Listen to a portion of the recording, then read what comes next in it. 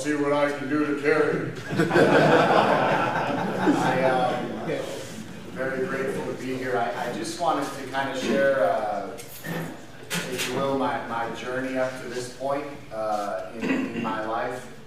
Proverbs 16:9 is a scripture that has kind of guided me through various things, which says, a man's heart plans his ways, but the Lord directs his steps. The Amplified Version says, a man's mind plans his way as he journeys through life, but the Lord directs his steps and establishes him. And very similar is Proverbs chapter 19, verse 21. There are many plans in a man's heart, nevertheless the Lord's counsel, that will stand. And the Amplified of that says, many plans are in a man's mind, but it's the Lord's purpose for him that will stand or be carried out. I got saved when I was 15 years old. Obviously, I grew up in church, was very involved in various things at church, but was playing much of a double life, if you will, from school and at church. Two totally different people. If you would have seen me at the school compared to seeing me at the church. At the church, I was involved in, youth ministry and bands, played for music groups, various things, and got saved at the age of 15. I made some horrible decisions, and as a freshman in high school, coming out of that freshman year of high school, gave my life to Jesus. And at that point in my life, it was just a couple of months afterwards, because I want you to see what's really important with not just salvation and conversion, but what's so critical with conversion is calling. That after you're converted, there is a calling or a sense of calling in your life. I was not a few months saved when I was down at the altar, which is a favorite practice of mine. I try to go to the altar every service, no matter what the guy preaches, just because it's my time it's where all my reference points are, is at the altar. And it's something for me that is just a sacred time in the service. It's a time of worship. It's a time of responding back to God. It's my time to talk back to God as He's talked to me, to speak back. God, I hear you. I sense what you're saying, what you're doing in my life. And I was at the altar responding to something, just praying about something. When God met me there, I can point to you the same exact location it is at the altar there in Tucson. And God spoke to me and said, you're going to be a missionary in Africa. Now, that doesn't happen to everybody, but it was as clear as day, and it was so sobering that I kind of looked up and looked around to see if somebody else had heard what I heard, or, if this was, and everybody else is just praying. It was real sobering. And so right as I gave my life to Christ, I was converted. There was a sense of calling. There was a sense of purpose. There was a sense of direction. And everything really changed with that sense of calling. Because what happened was I began to realize, there's things that change at a very practical level, right? If I'm going to be a pastor, that means I need a wife. All right? So if I'm going to get a wife, I should probably get a job. I should probably also get a car, because she doesn't want to go on dates on the bus, this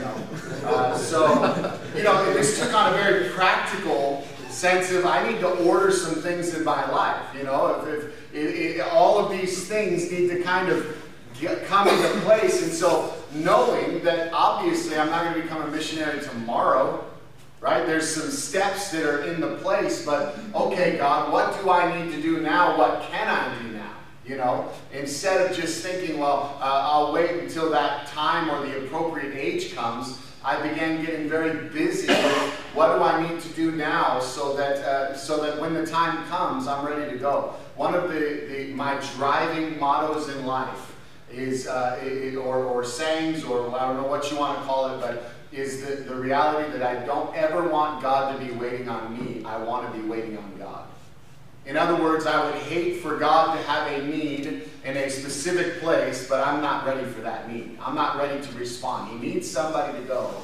But because of certain things in my life, I'm not ready. I don't want God to be waiting on me. I want to be waiting on God. I want to be waiting on Him to move me wherever he desires at whatever time he wishes. And so I began setting things in motion on a practical sense, getting a job, saving money, buying a car, doing various things as I was preparing. And then on the spiritual side, I began to realize that if I'm going to be a pastor, then I'm going to have, not just if I'm going to be a pastor, if I'm going to be a man of God, I'm going to have some spiritual disciplines in my life. I began to, prayer became a priority in my life.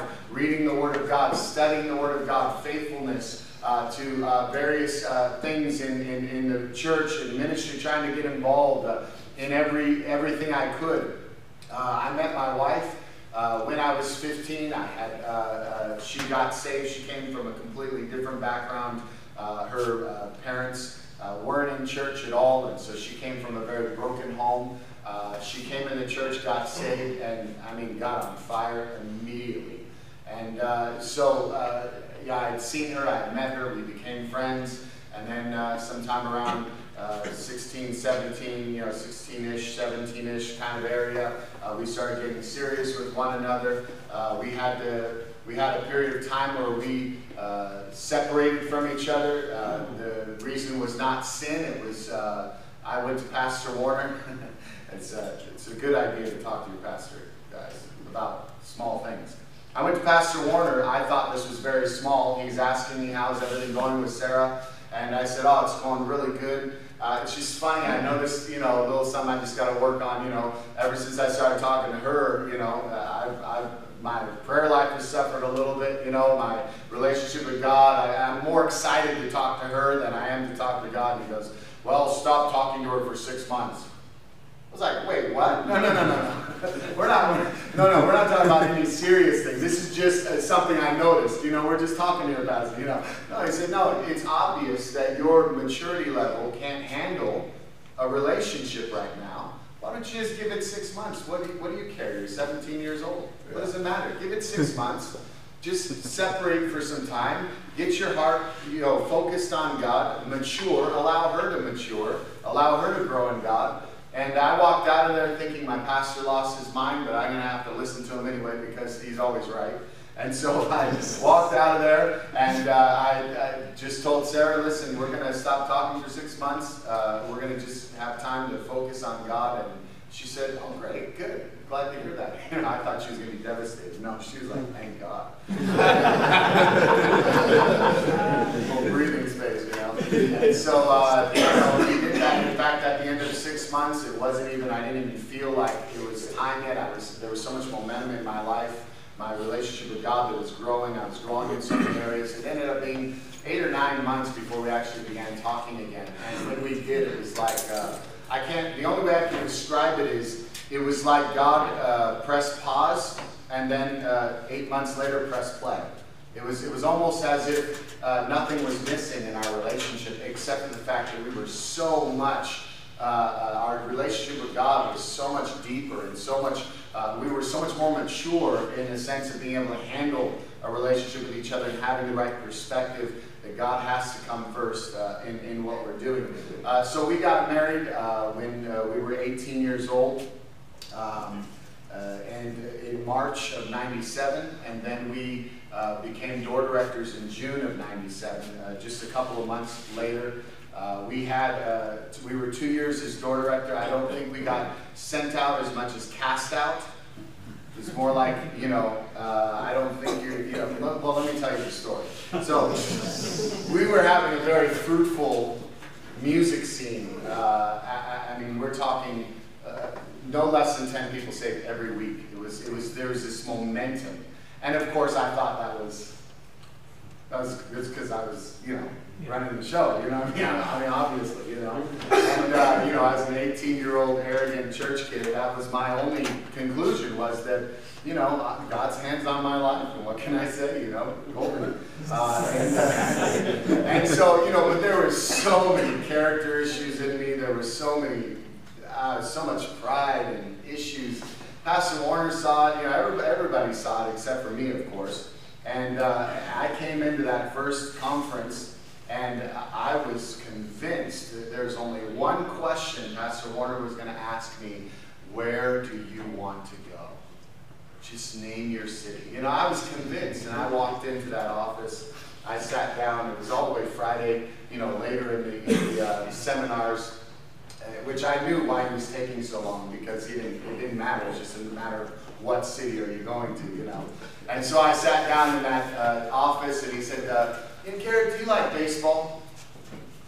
I said, yeah, I like baseball. He said, so, you know, you have a major league team, and then you have a farm system. You know, the farm system where they're trying to develop players and bring them up to the major leagues. And I said, yeah, of course. You know, I'm a big baseball fan. And so he said, well, say you're a manager of a big league team, and you got a guy in your farm system, and he's batting $150, and which is a horrible batting average for you non-baseball people. He's batting $150, and he's got tons of errors in the field. I mean, every time the ball comes to him, he fumbles it. You know, you can't throw it to first base. You know, what would you do with a guy like that? Would you bring him up to the major leagues? I'm like, no, of course not. You know, you want that guy to be hitting 350. You want him to have no errors. You know, you want this. And he said, well, Garrett, you're that guy. And $150 is pretty generous. He said, you're missing quite a lot in your life. And I'm concerned you're not really picking up what I'm laying down for you. I'm trying to teach you some things. And so I have a choice. I can either keep you for another year in hopes that maybe you know, you'll listen this year, or we can just part ways, and you can go on, and I'll find somebody else, and we'll have another door director, and we'll keep moving forward. You know. And I was so shocked. I was so, you know, like, how in the world? I mean, he obviously doesn't see what I see, you know. I mean, obviously. And you know, I'm sitting there looking at this. I'm begging for my job. You know, I was thinking I was going to just lay down the city I'm going to. Now I'm begging for my life. You know, please, Pastor, give me another year. You know. And so we ended up doing another year. He had mercy on me. Ended up doing another year, and at the end of that year, after quite a few things had gone on in my life and ministry and some work, I was a very stubborn young man, and he basically brought me in the office and said, you know what, Garrett, I don't think you're going to get what I'm trying to teach you here. And I think that maybe if I send you out, you might get it out there. But we've gone 2 years in this, and we might as well give it a shot.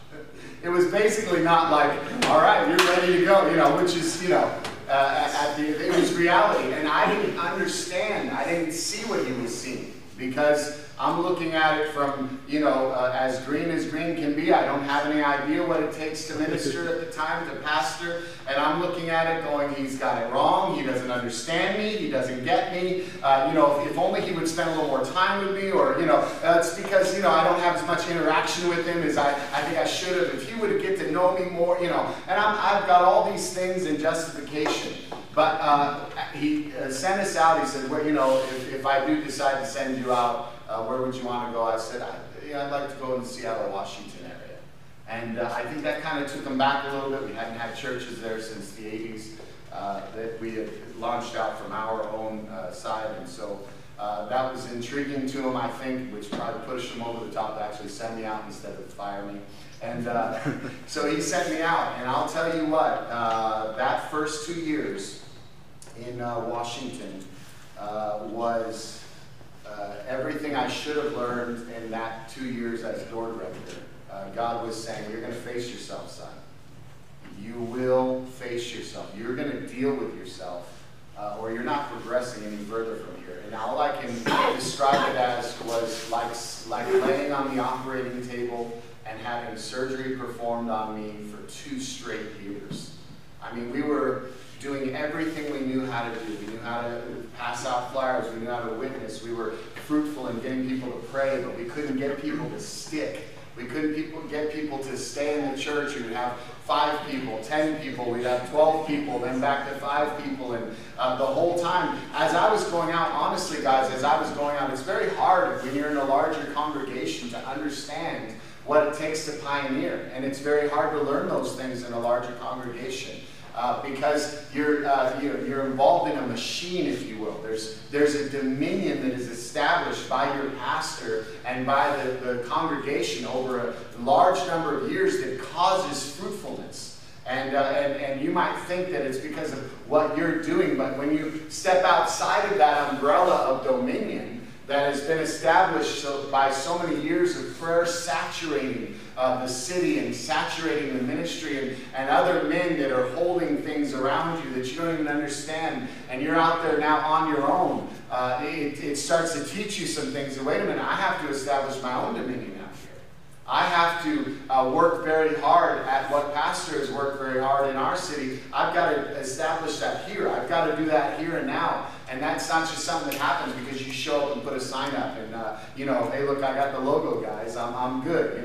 It's a good church. We got the logo, And, people think, throw a sign up and pass out flyers, and it's just going to be this grand opening.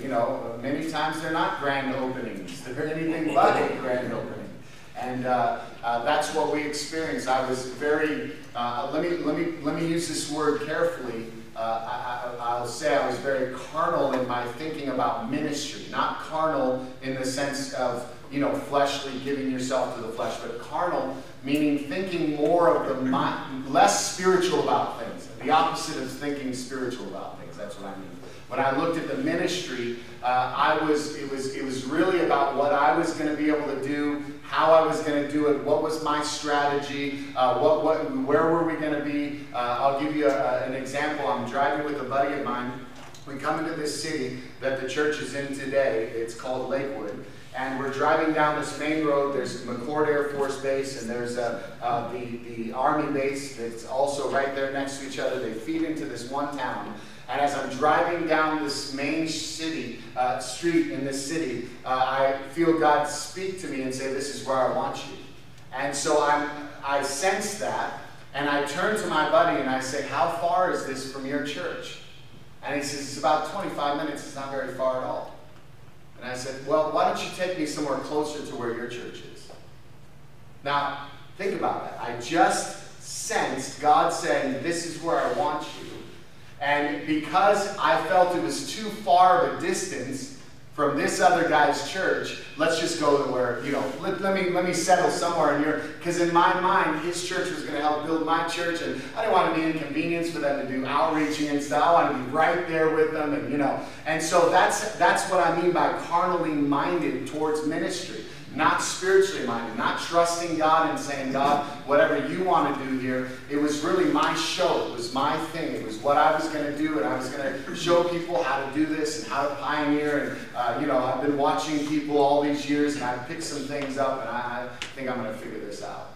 And I spent a year in a city called Kent, which was, I looked at over 35 buildings trying to find one building. We were meeting in a cabana of an apartment complex. Couldn't get that building, couldn't get a building for anything. I was trying everything. I was telling them we were a counseling center. I was telling them we were, a daycare, whatever I could do to get them just to show me the property on the phone, nonstop, rejection, rejection, rejection, rejection, nope, not. And I came to this place in my life where I had never experienced this before, but I fell into a very deep depression as I was looking at life and ministry, was not happy about where I was. I knew that there were some things that were wrong in my life, some things that I wasn't in line with God with, and I sat down and I typed a letter of resignation to Pastor Warner. And I essentially said, Pastor, I realize now that I'm not called to preach. Everything you were trying to tell me while I was there, I realize it now. I apologize for wasting the resources of the Tucson church. Bring me home. Let me serve in the home church, and I'll be a family guy. I'll be a good a good congregant, but I'm not called to preach. And I had written that letter just a year after getting to that. That's how quickly things went down for me. I'm going to tell you something. When God is trying to do something in your life, He will speed things up as quickly as possible to get to the point where you realize you're completely We are always broken before him. And when we're not broken before him, then there's something broken in us.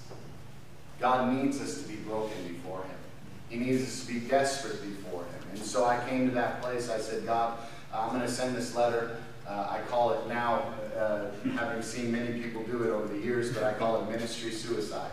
I'm going to commit ministry suicide. I'm going to send a letter, and this is going to be it, God. And if you want to say anything, I'm all ears. God hadn't been able to pierce through my thick head for that year, as I was just so stubborn and trying to make things work in the arm of my own flesh, trying to accomplish things. And it was at that time God really began to direct my thoughts towards this story where Jesus is talking to Peter, and he says, Peter, you're Peter, and upon this rock I'll build my church. And I went to that scripture in the Bible, and God asked me a very simple question, and that was, what does this have to do with Peter? And my first response was, this has everything to do with Peter. This has everything. This is Peter, man. And I had to read it again. You're Peter. Upon this rock, I will build my church. What does this have to do with Peter? And then I started to realize, wait a minute. Jesus is saying, you're Peter, and then he's talking about a whole, different thing. It's like he just said, hey, you're Peter. He changes his name, he gives him purpose, sense. But upon this rock, the revelation of who I am, I will build my church. I'm building, it's my church, and it's the revelation of who I am that's going to build it. And it was like all of a sudden, it was like Peter just had the privilege of being part of that sentence. It wasn't even like I always thought he was the main thing. And then I started to realize, wait a minute, Peter just had a privilege of having his name linked in with this powerful revelation. You're Peter. And it was like God saying to me, you're Garrett. Congratulations. Upon this rock, I will build my church. Oh, okay. And all of a sudden it hit me. And I was, I know it may seem simple to some of you, but it was profound to me. And I said, God, what do you want me to do? Where do you want me to go? And he said, I want you to go back to Lakewood. I totally forgot about Lakewood. It hadn't even registered the whole time in my mind about Lakewood. And when he said, I want you to go back to Lakewood, I remembered what he made so clear to me a year earlier. So I called into work. I said, I'm not coming today. Drove down to Lakewood. Driving down the main road, I looked to the left, and there's this beautiful building sitting vacant. And I was so cynical at that point. I pulled in, went right up to the thing, looked at the number, called it. Hi, I'm Pastor Garrett King, pastor of a very small church. Very small church. We don't have a lot of money, but I saw your building and I would like to rent it. And he's like, oh, you're a pastor. That would be great to have a church here. Are you there now? Can I meet you? And I was like, okay, I said I'm a church, we're a small team, He said, no, just wait there. And so the guy comes down and meets me, and he shows me this, beautiful, it was magnificent to me. 1,800 square foot building, perfect, right on the main road, storefront, big signage, and he showed, at that time, $2 a square foot was what you're going to get. You're talking $3,600 to rent that kind of building. And I said, he goes, so what are you thinking? And I said, well, I think we could pay you about $500 a month.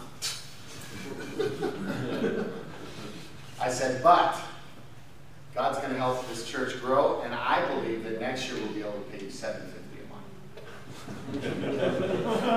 And a year after that, in that third year, I believe God for $1,000 a month. And this guy's looking at me like, are you joking? This is $3,600 building. You're offering me $500. And he said, you know what? I don't know why, but do the contract and fax it to my office. I'll sign it. It's fine. So we ended up doing a 4-year contract. $550, $750, $950, $1,250. $1,250 for the 4th year. And all of them were our option, not his option to kick us out. I mean, it was just a stupid contract. He signs it. We get in there. We start remodeling it. The church is excited. We got like 8, 9 people that are, church is so excited. We're tearing down walls. We get in there. Conference comes. come to Tucson conference, and pastor calls me in the office. He says, I need you to come back on staff as youth pastor. I said, okay, let's. I said, Pastor, first of all, I'm not really a very good pastor. I almost quit. Not gonna lie. 8 months ago, I had my letter of resignation, so I'm not much of a pastor. And second of all, can we have one more year? Like, if we really have to come back, can we have one more year? And he said, no, the guy I have over the youth right now is already checked out mentally. He's already, in another city wanting to do this. And I've never had a pastor over the youth. I've always had a director, just a guy that I'm developing for ministry, but our youth is getting so big. I need somebody who's going to be shepherd these young people, who's going to be able to keep track of them and drive them and disciple them. And I really think that you need to come back on staff. And I said, well, what about the church? And he said, well, I don't know, Garrett, is it your church or is it God's church? I said, well, it's God's church, of course. He said, then it'll be fine. And he said, let me tell you something, and this one statement he made to me has revolutionized the way I look at ministry and what we do in church planting. He said, Garrett, we're not about flags and pins and a map. We invest in couples. You told us you have God's ministry, God's hand on your life. We believed you. We invested in you. And now we're calling on that investment to come back into our church and pay dividends for us. But this is about you and Sarah, and we've invested in you, and now we need that investment here in Tucson. I said, Pastor, whatever you think needs to happen, of course. And we came back, so we were then, Freddie and Michelle Gonzalez took over that church in Lakewood. And I tell you, the key to revival is get me out of the city. Because when I got out of that city, they opened up in that building and they had flaming revival. It was one of the larger churches in the Northwest to this day. It was after us. It wasn't us. It was after us. I'm the after guy. You're coming after me, and you might have revival. And so it blew up in revival. Very strong church, even to this day. They've had a number of pastoral changes, but it's very good there in the Northwest and Lakewood. Like I said, in spite of us, not because of us. But Freddie and Michelle did a tremendous job doing that. We then were youth pastor for 7 years there in Tucson, which was a tremendous privilege. It was some of the best formative years of my life because Pastor Warner was able to pour himself into me as a pastor, not just as a disciple in the church, but it was a different level of discipleship. I became very close with Pastor and Mona over those times. The first year I got back, I thought they hated me, both of them, both Pastor and Mona. They still saw some things in me that needed to change, and they were driving these things in me, man. And I tell you, I would come home and I would say, babe, I don't know why they brought us back if they hate us so much. Why did they hate us so much? Why did they make our lives so miserable? Like, we could have just left us there. But there was something in us that they were still working on and I thank God to this day that they didn't just, but it was one day the clouds rolled away and the sun was out and the relationships were good and everything was good and, things started to move forward in the youth and we were able to see great revival in that time. We had a number of Bible studies. We had something called Youth on Fire, which was like a Tuesday night Bible studies. In addition to our Friday night youth ministry, these Bible studies, we ended up having 7 of them in various parts of the city. They were very successful. All 7 of those men that were Bible study leaders are out pastoring today. It was a good opportunity for them to grow, for them to move, for them to minister. And so that was a great formative time in my life. 2005, Preston Conference was where God began to deal with me about going overseas. Now remember, I had felt this at the age of 15. Now in 2005, years later, God begins to hone in and says it's time. So 2005, it was time to start preparing for this next step. I went back to the hotel and saw Pastor Greg had put a list of the nations where we don't have churches, and there was something in my heart, and I always wanted to just break open a nation. You know, I always wanted to be the first one into a nation and be able to just, you know, start from the ground up. And there was a nation on there, it's called Sri Lanka, and as I looked at that nation, it was like God highlighted it on the paper for me. And I began for the next 2 years praying over this nation of Sri Lanka. I began studying it. I began learning about the history and language and all kinds of different things about. I could repeat anything about Sri Lanka that you wanted to know at the time. In fact, they were in the middle of a civil war.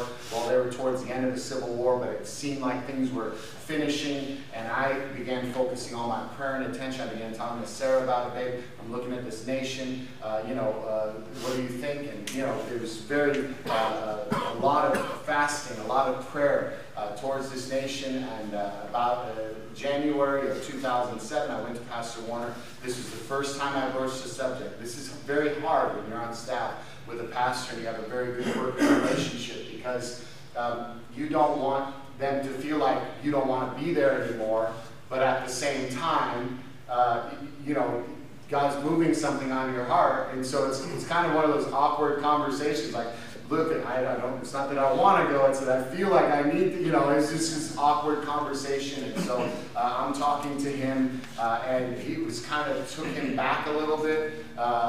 You know. It seemed like it did, a little bit of surprise. He said, well, where would you be thinking about going? I said, Sri Lanka. That took him back again. He hadn't even, you know, it wasn't even on his radar. He said, well, we'll pray about it and we'll figure out what's going on. And so that was January. I didn't talk to Pastor Warner about it again until May. So January, February, March, April, May. 4 months later, before he even brought the conversation back up, I thought he forgot about it. I thought, you know, whatever. And in May, he calls me towards the middle of May, and he says, are you still thinking about going to Sri Lanka? I said, yeah, of course. And he said, well, I have a ticket for you. You'll be leaving in 3 weeks. I want you to go there first. You need to see it first and get on the ground first before I announce you a conference. And so I said, absolutely, let's do this. And so I got there probably about 2 weeks before Tucson conference, ended up leaving, went there to Sri Lanka. Was on the ground for about 6 or 7 days. It was an amazing time. I prayed with people. There was open doors. There was all kinds of opportunity. The problem was I was waiting for something that I never got while I was there. And it's what one missionary called the divine yes. And I didn't know, I just knew that there would be this absolute confirmation about this city, about this nation. And I didn't get it. And it was very confusing because I'd saturated this nation in prayer for many years. And so I come back to conference, Monday night of conference, pastor calls me in. So how was Sri Lanka? What did you think? We didn't have a chance to talk before that. I said, Pastor, I'm very confused. I said, I've been praying over this nation, but when I was there, I didn't feel that. I felt like it was open, but I didn't feel like it was for us. And he goes, yeah, don't worry about that. What about the nation of Gabon? Now, I had never heard of Gabon. I didn't know it was a nation. I didn't know he could have been made up a nation. And I'd be like, oh. I'd never heard it before, but the minute he said Gabon, the Holy Spirit said yes. It was as clear as day. I have no clue where, well, I had no idea. And I said, yes, we'll go. And Pastor Warner was like, wait a minute, you know. I said, no. God just told me, yes, that's the nation.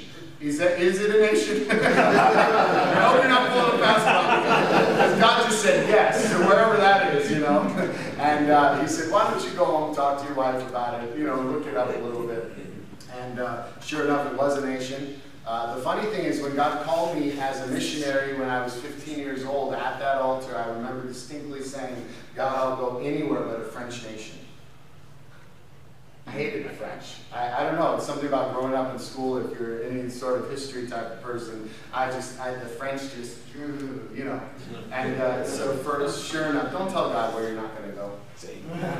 Sure enough, it's a French nation, and it is the Frenchest of French nations. I mean, nous sommes le petit Paris. We are little Paris. That's what they think to themselves. You know? They think they are the Africa of, you know, France of Africa, you know, the Paris of Africa.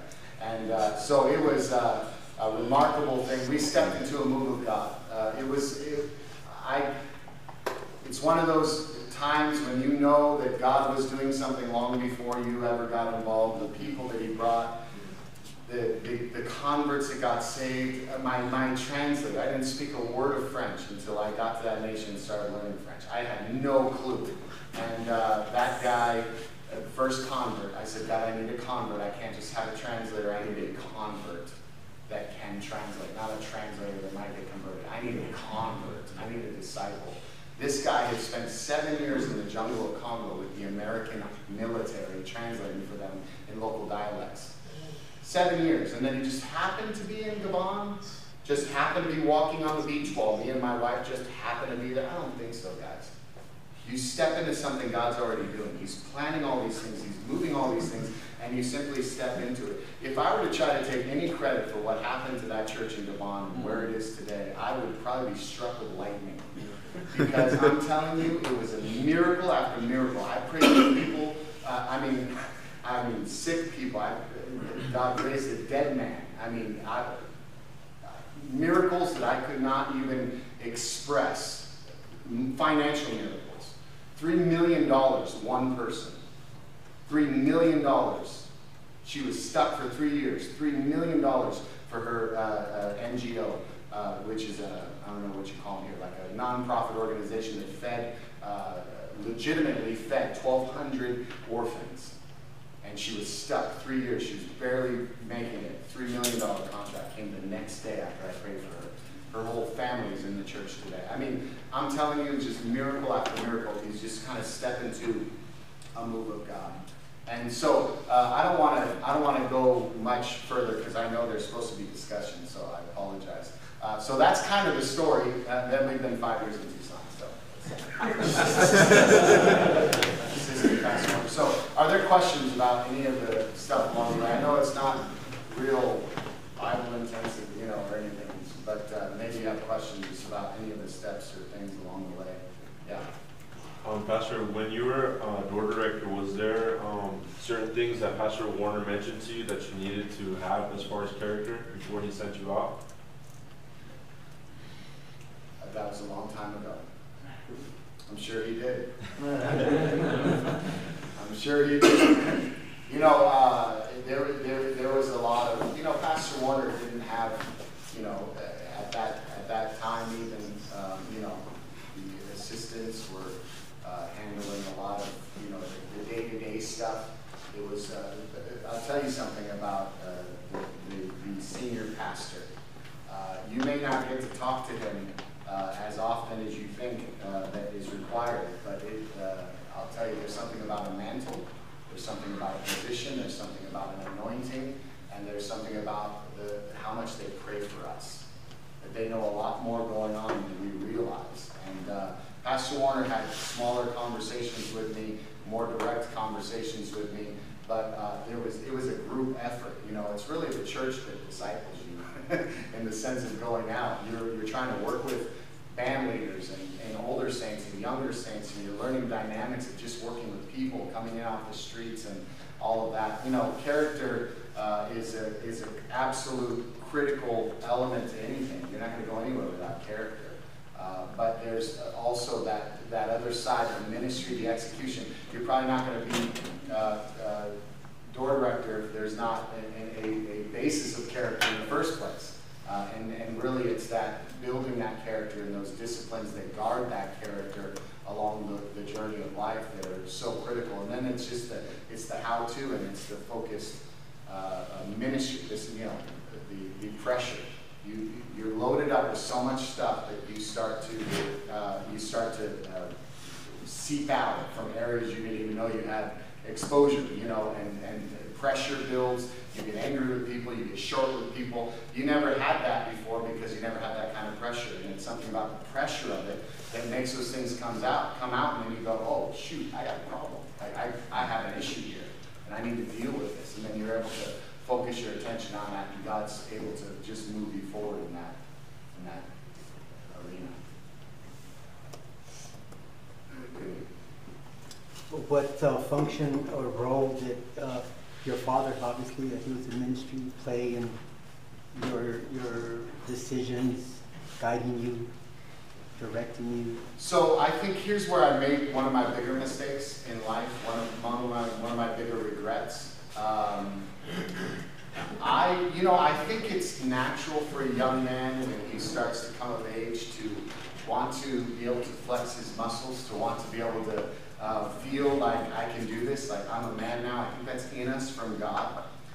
And so what happened was, when I started to really move forward quickly in those older teenage years, my discipleship really was not from my father. It was the formative years that laid a foundation for these other men to disciple me. The mistake I would say I made was in not coming to him more frequently. Here's a man that loved me more than anyone else, that cared about me more than anyone else, that had been saved, one of the early members of the church, full of wisdom and grace. And I didn't go to him as often. It wasn't until I got to Gabon that I really tapped into that relationship. And it was so stupid, because I'm in Gabon, I get there and I realize I miss my dad. He'd always been there, but he never forced himself into my life. He never, I would make stupid decisions, and he wouldn't say it, but he was essentially, you're a man, son. You got to live your life. You got to do your thing. And if you need, fathers are just always there. But what I appreciated about my father is he never inserted himself. And there were times, I'm sure, that was very hard. But he didn't insert himself. He allowed me to be a man, to develop, to make mistakes, to fall, to grow, to be challenged in my own spirit. My regret as the son was not tapping into that wisdom, that wealth of wisdom earlier.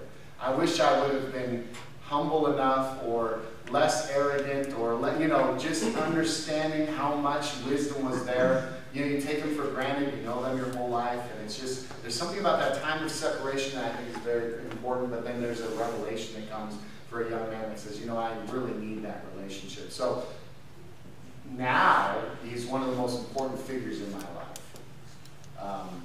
In Gabon, every Friday we would do a Bible study over the internet. We had Skype, and it was choppy, and we would start studying the Bible together. We would, now I meet with him every Friday morning for breakfast, 2 hours. It's always carved out every Friday morning. You know where I am after prayer. I'm right there with my dad. It's one of those things that I'm cultivating and appreciating, and, even more now in the latter years of my life, of his life, in the second part of my life. But I do wish I would have tapped into it earlier. But really, his role was in that foundation in the formative years of my life that was so critical. And then he's testified before, one of the most important things he did was hand me over to the leadership of the church to be discipled. He's testified that. Now, I didn't know he was doing that, but I was latching on, and it was one of those things where I knew I'm going to talk a little bit about this morning, I think, in my sermon, but as parents, we're very biased towards our children. It's natural. We know their inclinations. We know we justify them in certain ways very easily because we're so familiar with them. Like a little kid. Oh, he doesn't have an attitude. He's just tired, right? He's tired. That's why he's acting that way.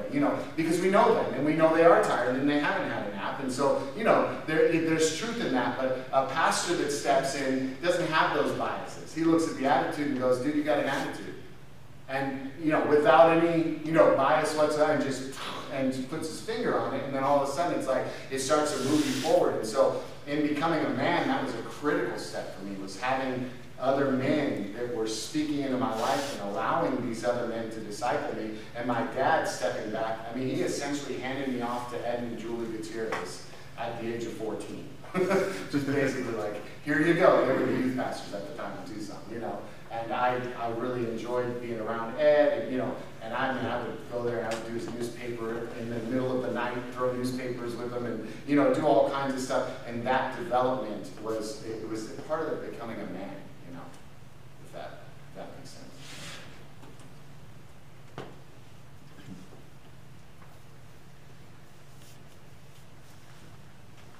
You had mentioned that you ministered at the Tucson church and that you were pastoring the youth.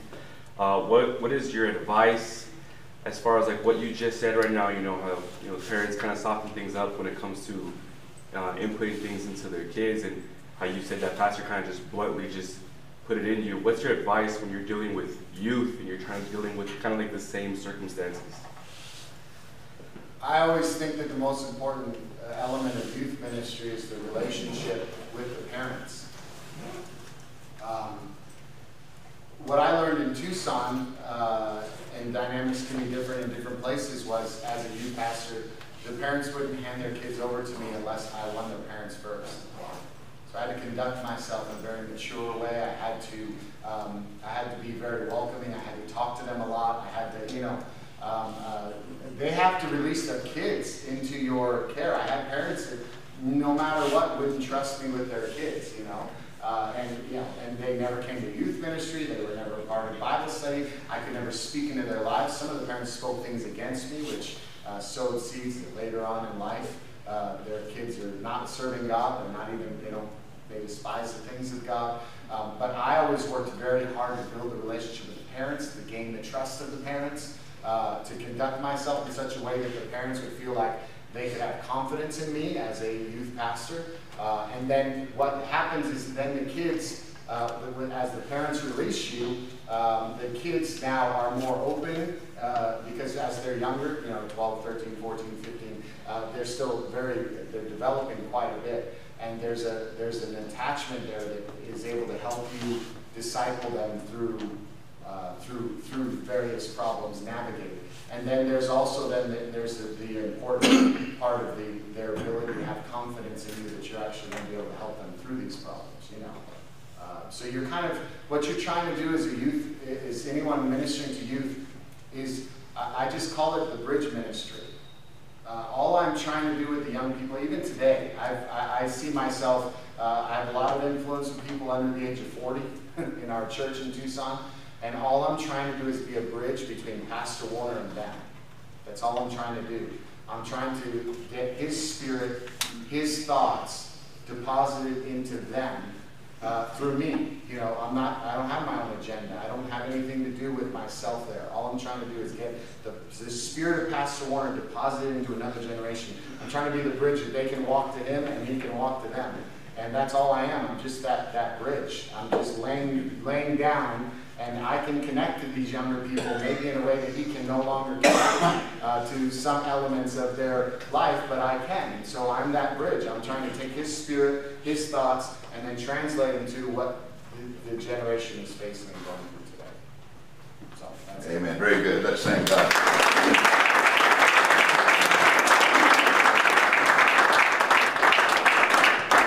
Amen. Let's all stand, and we want to worship God. Prayers at 9. Very important. Prayer meeting at 9. Just lay the foundation for the revival this week. And then our 4th, I think, lesson of resolving conflict in Sunday school. So be in place. Let's pray. Believe God for great things. Let's give God praise and thank him for that great lesson today. And then Wally Acuna is going to close us in prayer.